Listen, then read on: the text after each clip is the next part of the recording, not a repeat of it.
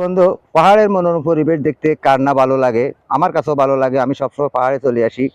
এই যে দেখুন পাহাড়ের মনোরম পরিবেশ কত সুন্দর, সুন্দর সুন্দর ফুল ফুটে রয়েছে। এই যে দেখুন সুন্দর সুন্দর ফুল ফুটে রয়েছে এখানে, খুব ভালো লাগতেছে এই ফুলগুলা দেখে। বিভিন্ন কালারের ফুল এখানে আছে, দেখেন এখানে বিভিন্ন কালারের ফুল ফুটে রয়েছে। এই ফুলগুলা দেখতে খুবই ভালো লাগে, আমার কাছে অনেকটাই দায়ক আনন্দ লাগতেছে।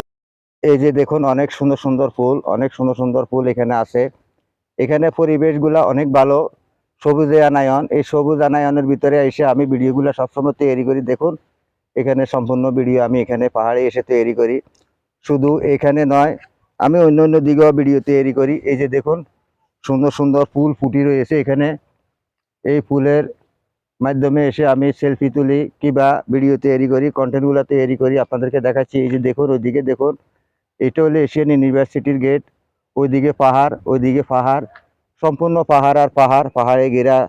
এই এখানে চট্টগ্রামে, আপনারা জানেন চট্টগ্রাম হইলো পাহাড় সমুদ্রে ঘেরা। এখানে সৌন্দর্য দেখার জন্য অনেকে চলে আসে, অনেক পর্যটকেরা চলে আসে। এই যে দেখুন এখানে, এইটা হলো এশিয়ান ইউনিভার্সিটির রোড।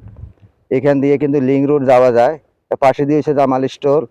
তাই আপনারা সবসময় পাহাড়ে চলে আসবেন এই রোড দিয়ে, দেখেন এখানে রোডটা, এখানে চলে আসবেন, এখানের ভিডিওগুলো তৈরি করবেন এবং কি আপনারা পাহাড়ের মনোরম দৃশ্য দেখবেন। আপনারা পরিবার পরিজন নিয়ে এখানে চলে আসবেন। তাই মনোরম পরিবেশে দক্ষিণের হাওয়া আপনাদের কাছে অনেকটাই ভালো লাগবে। তাই সকলকে বলতে চাই আপনারা সবসময় চলে আসবেন, পাহাড়ে আসবেন, ঠিক আছে। পাহাড়ে কিন্তু অনেক সাবধানতা চলাচল করতে হবে, যেখানে ঝুঁকিপূর্ণ সেখান দিয়ে যাবেন না। এবং কি পাহাড়ের সবুজ ঘাসের মাধ্যমে সবুজ রঙের কিছু সাপ আছে, বিষধর সাপ, এগুলা চোখ কান খোলা রেখে পাহাড়ে আপনারা ভ্রমণ করবেন।